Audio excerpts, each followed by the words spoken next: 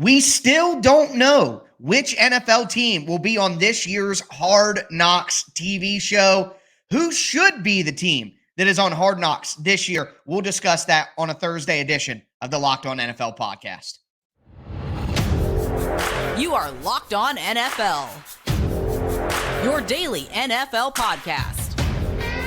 Part of the Locked On Podcast Network, your team every day.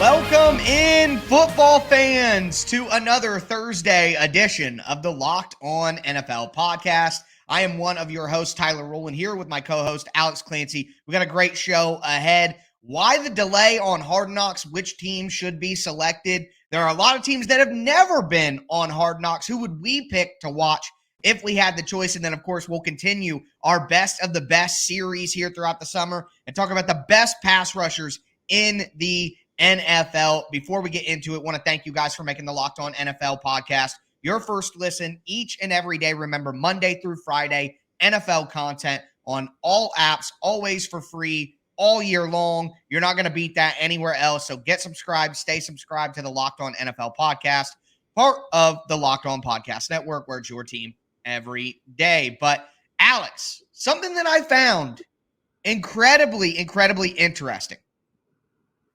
This is the longest into the calendar the NFL has ever gone without announcing the official team for Hard Knocks. Of course, I know a lot of you guys already know what Hard Knocks is, but if you don't, for some reason, it's the TV show on HBO where they basically do a documentary about the team throughout training camp. So that's what Hard Knocks is. It's been going since 2001. Baltimore Ravens kicked it off. We got the Detroit Lions last year. That was awesome. But the before this, July 2nd was the latest that the NFL had gone, and that was 2 years ago when they picked the Dallas Cowboys. So we know that there are 4 teams that are eligible to even be on Hard Knocks. That's the New York Jets, the New Orleans Saints, the Washington Commanders, and the Chicago Bears. Alex, if you had to rank those 4 teams based on who you want to see, how would you rank those teams? Yuck. I mean, yuck. I mean, obviously, Aaron Rodgers is just – here's the thing. Before I rank them, doesn't this have some Aaron Rodgers just feel to it? Like, are they delaying this because there's fighting in the, behind the scenes that Aaron Rodgers doesn't want to be on Hard Knocks and be looked at as, he doesn't want – even though as egomaniacal as he is, he doesn't want this. Mm-hmm. This is what losing franchises have to be a part of, something he's never really had to deal with.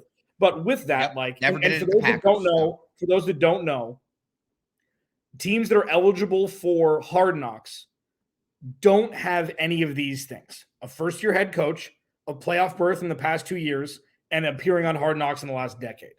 So it's like when you rank the teams, like I think it's Jets, then Bears, and then I don't care. And then it doesn't matter. I literally couldn't agree possibly anymore. I mean, the Jets have pop. I mean, Rodgers in New York, how he'll mix with that media going through training camp. Zach Wilson there behind him too. And let's be honest, the Aaron Rodgers thing has been a tsunami a tsunami over top of the Jets this year. But they have some really good young players. Seeing how Breece Hall comes back from injury, obviously Garrett Wilson, very good player. Quinnen Williams on the defensive side, like they have some really good. And Sauce Gardner, of course, you got to mention Sauce. So there's some really good, interesting young players. You add in the Rodgers element. I don't think that you're crazy to say the Jets. I think anybody would probably say that. And we heard from Mike Florio of Pro Football Talk. He reported like a week ago that the Jets were going to be the team on Hard Knocks, but we still haven't got that public announcement. So I think you might be onto something. The Jets may be trying to fight that because they may not have a rookie quarterback or first-year head coach, all this stuff, but Aaron Rodgers doesn't want to do that, and they don't want Aaron Rodgers to have to do that. But that's why, for me, I would be fine with the Chicago Bears. I think that would be incredibly interesting. A coaching staff that we're not super familiar with Matt Eberflus's group. Justin Fields seems to be a polarizing player. Some people, say he's overrated. Some people say he's underrated. I probably fall somewhere in the middle, but with DJ Moore added, there's just all those free agents that they added. There's just a little bit of a different feel to the Bears this year, and I think that could be interesting to watch. Sure. Yeah. And, the Bears don't have any. No, don't want to. I mean, I don't know if these teams for pub, it's really the storylines about a lot of unnamed players who become like darlings, with Justin Fields being Right. the young player being the quarterback, I think makes it a lot more interesting with Chase Claypool there and DJ Moore, who's, what I think on this podcast, at least, valued the most underrated wide receiver in the NFL. Yeah. Yeah. And there's just a lot of moving pieces, kind of an unknown defense, even though they made waves last year from time to time, stymieing opposing offenses. But yeah, like, this is it. It's a tough bunch. Like, this is football. It doesn't matter if they put the Savannah Bananas on there. It doesn't matter. It's like if it were football, because people will watch it. This is like the first real, like, ooh, yeah, football, when it's not actual games being played. But yeah, I mean, I think it's 1-2, and then I don't really like if the Commanders. Quickly, it's like, who's going to watch? If you had to choose Saints or Commanders, you had to choose between the two of them. Because New Orleans, there's, and maybe I'm not giving Derek Carr enough love. He's great for TV. He's a good dude. He's a good leader. The whole thing. Cam Jordan is a great, That's veteran boring, player though. now. Sorry, Derek Carr is boring. We know that. Yeah. He's boring. Yeah, and Michael Thomas, Cam like Jordan, that would probably Right. Michael Thomas thing would probably be the most interesting thing for me there, because what if he comes out and he's just a Pro Bowler again after being out for 3 years with him and Chris Olave? Like, if he comes back and he can produce, and Chris Olave can be the wide receiver 1, but not the wide receiver 1 and 2. And it's like, that could change the trajectory, at least in the short term, for that team. But yeah, I mean, I would put them at 3. And the Commanders, I just don't, there's no real allure there to me. Nothing. Yeah. Yep. That's absolutely boring. So I think we generally agree it's Jets, and then Bears, and then a distant third to the Saints, and then probably a pretty distant third to the Commanders. No, that's not necessarily like distant, maybe we didn't give the Saints enough love right away. Like, there are storylines there, it's, I just think that we know who Derek Carr is. We know who the Saints are. I think if Sean Payton was still there and it wasn't Dennis Allen, it would add more intrigue. Like, I don't know. It doesn't have, because the Justin Fields pop factor, like you mentioned on Aaron Rodgers, that's there. It's prominent. It doesn't matter if he's a good quarterback or not, if you like him or not. That is he could be a star in this league. We know who Derek Carr is at this point. I think that's pretty much it. Yeah, and whether Justin Fields is good or bad, it's going to be interesting to watch. You know what I mean? So that I'm with you there. We seem to be in lockstep, but there are 18 teams who have never been on Hard Knocks ever before in the history of the show. Out of all of those teams, which would you like to see be on Hard Knocks? Let us know which of the 4 you want to see on Hard Knocks this year down below in the comments. Throw a thumbs up on the video as well. But we're going to talk about some Hard Knocks first-timers and who we would put on there if we had the choice before, of course, finishing out the show, talking about who the best pass rusher in the NFL is. Before we get into all that, though, do want to let you guys know that today's episode is brought to you by FanDuel Sportsbook. It's MLB season, guys. You need to take your first swing at betting on the MLB on FanDuel, because right now you can get 10 times your first bet amount in bonus bets back. That's up to $200. That's right. If you just bet $20, you'll land $200 in bonus bets, whether you win or lose. That's $200 that you can spend betting on the money line, the over-under, who's going to hit the first home run, the Cincinnati Reds, just bet on them every single day, baby. Hot streak. Either way, it's all on the FanDuel Sportsbook app. It's safe, it's secure, super easy to use. When you win, you can get paid instantly. There's no better place to bet on the MLB than FanDuel, America's #1 sportsbook. Sign up today. Visit FanDuel.com/lockedon to get up to $200 in bonus bets. That's FanDuel.com/lockedon. FanDuel, an official partner of Major League Baseball.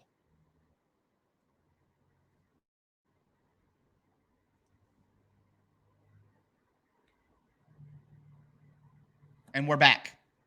Locked On NFL Thursday rolls on. Again, I am one of your hosts, Tyler Rowland from Locked On Titans, here with Alex Clancy of Locked On Cardinals. Thank you for making the Locked On NFL show your first listen each and every day, Monday through Friday. NFL content all year long on all apps, always for free. Get subscribed, stay subscribed. It's your team every day here on the Locked On Podcast Network. But we just talked about out of the 4 eligible teams that can be on Hard Knocks this year, who we would want to see. But now I want to expand that pool a little bit because we've had nearly half the NFL be on Hard Knocks, but a little bit more than half of the NFL has not been on Hard Knocks ever before. So here are the 18 teams that have never been on Hard Knocks: the Packers, the Bears, the Steelers, the Bills, the Patriots, the Broncos, the Jaguars, the Colts, but they had in-season Hard Knocks, but nobody really watches that.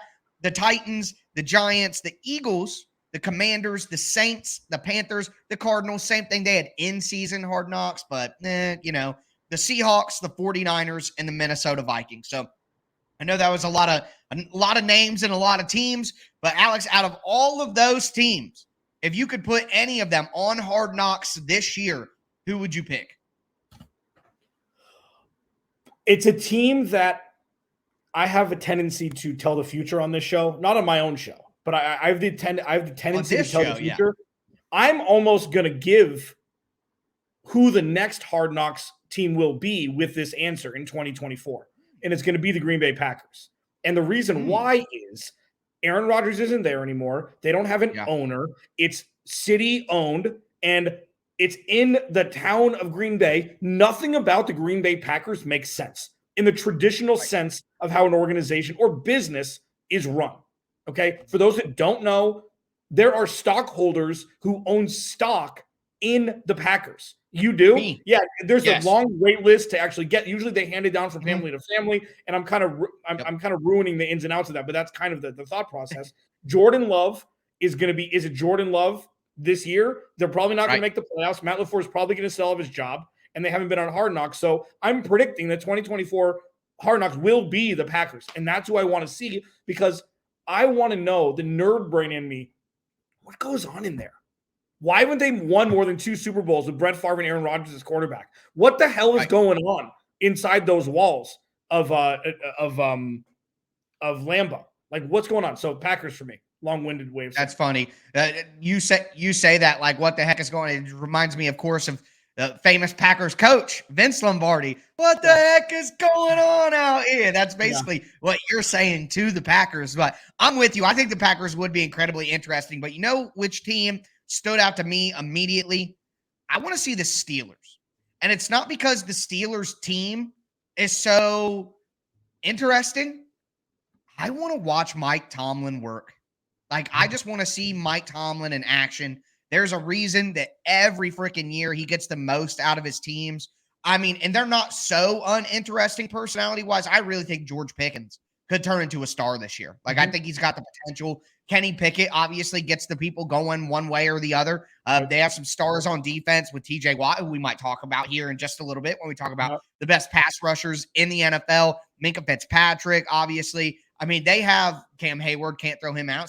I mean, they just have a good team. They have a really solid defense. They have some interesting young players, including Najee Harris on the offensive side of the ball, and Mike Tomlin. It seems like to me, when you get a good Hard Knock season, it's because the head coach is the star.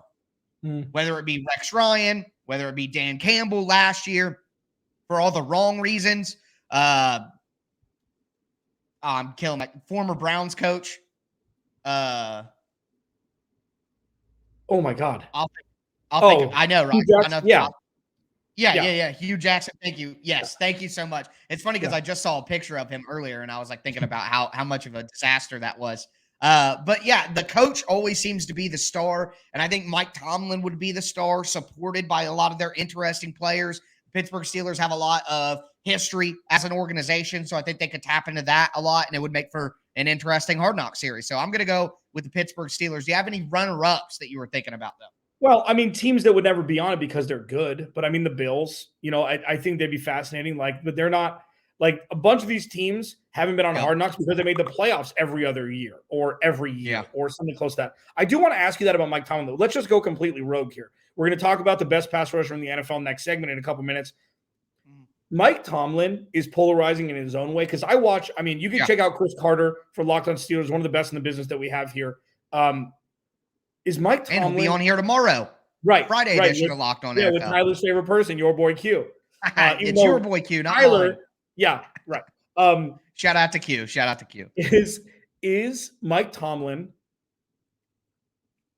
the best for the Steelers? Because, like, do you want to be a B student without being an A student? I know that they've won with him. I know that they have an over 500 record every year. Like, what he's done has been incredible.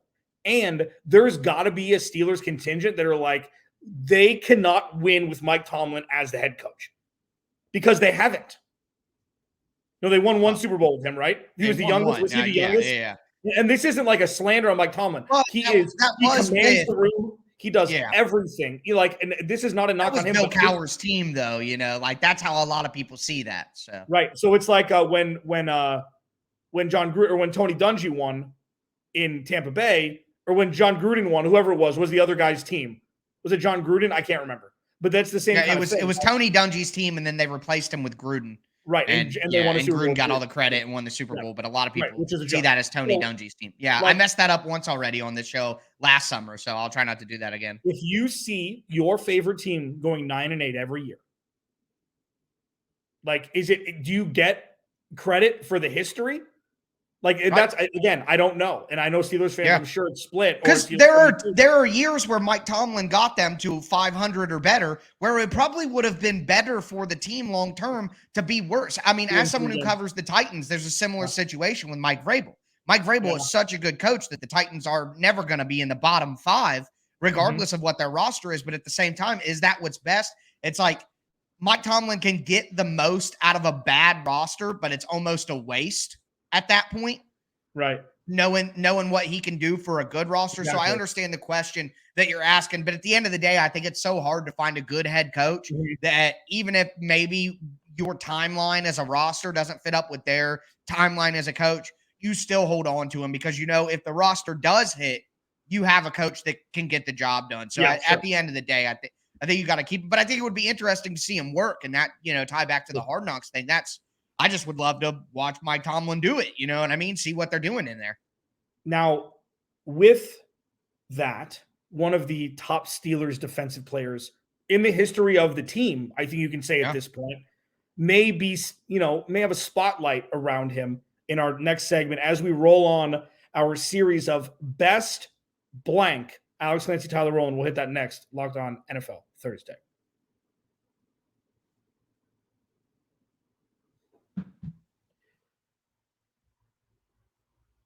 So we've done wide receiver. We've done running back. Now it's time. We've done best tight end. Kind of did tight end. And second best tight end, yeah. And now it's time for best pass rusher. As Tyler and I take the third segment to talk about this offseason because we're not at list season yet. Like you've seen little flurries, but it's not full blown. Nobody has anything to write about. So let's make a list about something that's coming, and it's going to be fantastic. But for now, we're making our own list, best player at specific positions, and we are landing now at pass rusher. And pass rusher can come from different positions. Could be hand in the dirt, could be linebacker, doesn't really matter as long as they put up those sack numbers. And Tyler's going to run down a couple as he always does. I've already got mine unlocked for who I think the best pass rusher is. Tyler, why don't you give a couple towards the top, you give yours, and I will react per usual. Yeah, this is great because if I don't have somebody's name in here, their fan base is going to be salty about it. But for me, the top 5 are, we'll say it's 6, but Nick Bosa, reigning defensive player of the year. He's got to be on the list.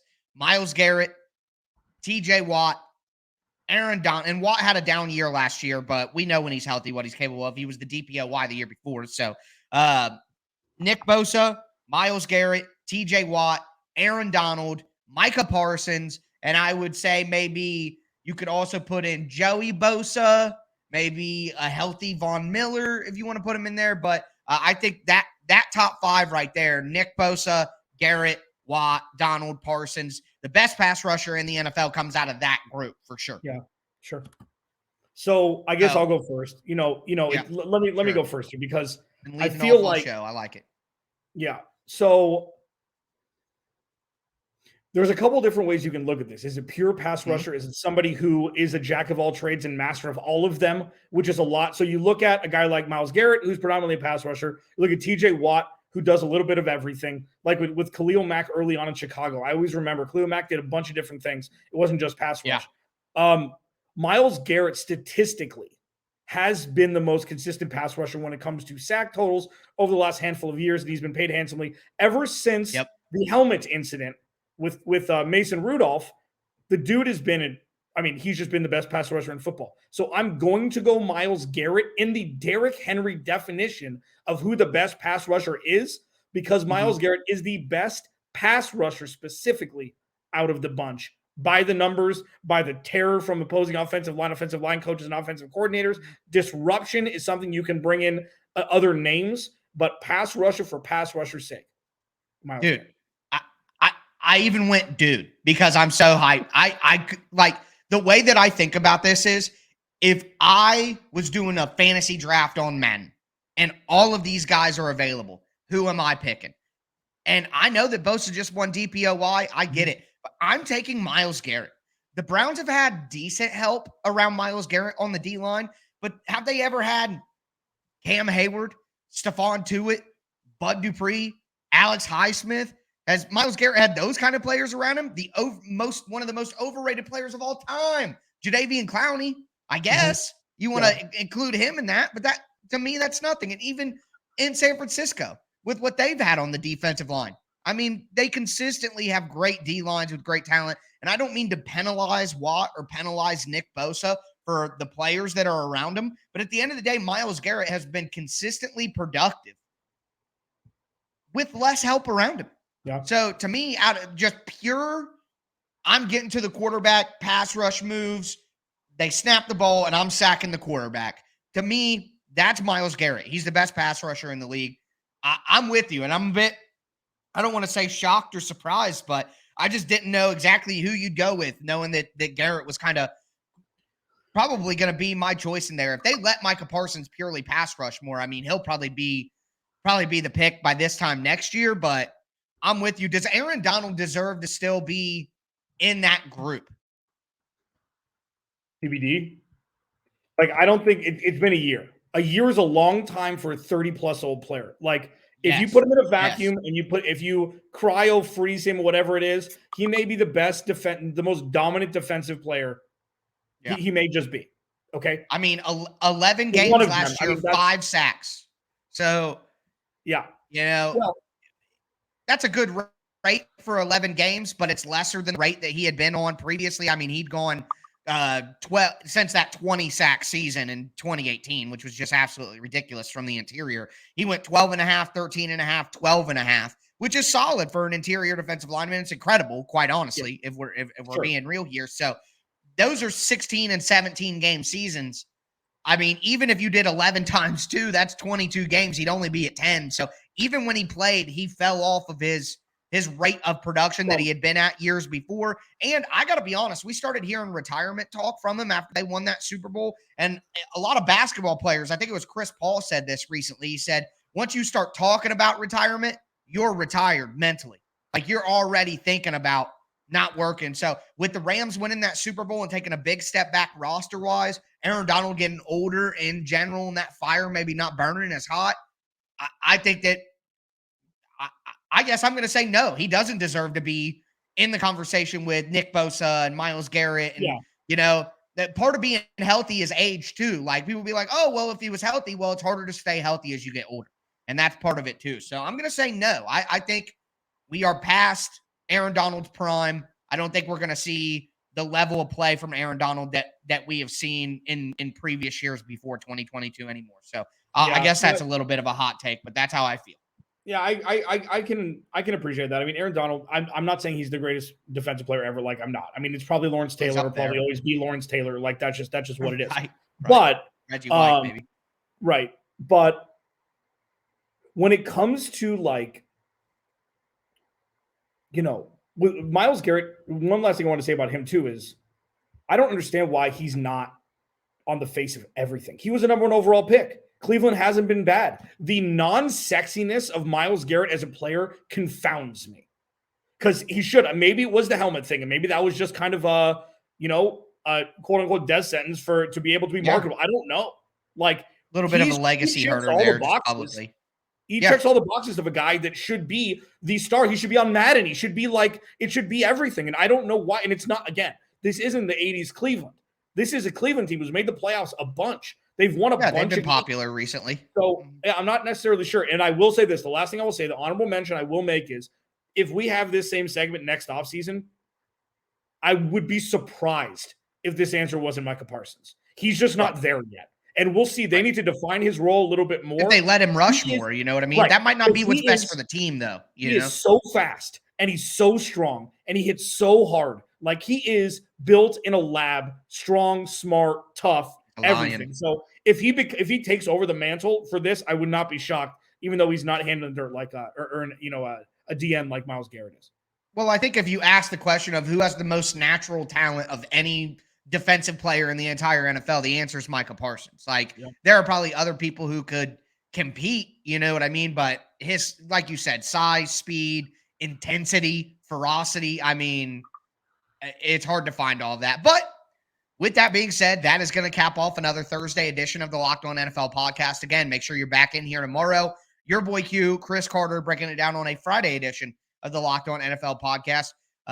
Training camp's right around the corner, folks. I mean, we're a couple weeks away from rookies reporting, and then once training camp starts, the wheel starts turning and it don't stop. So make sure that you stick with us here on the Locked On NFL podcast. But that's going to do it for us again today. As I always say, start your weekend early on Thursday, but be safe out there, everybody.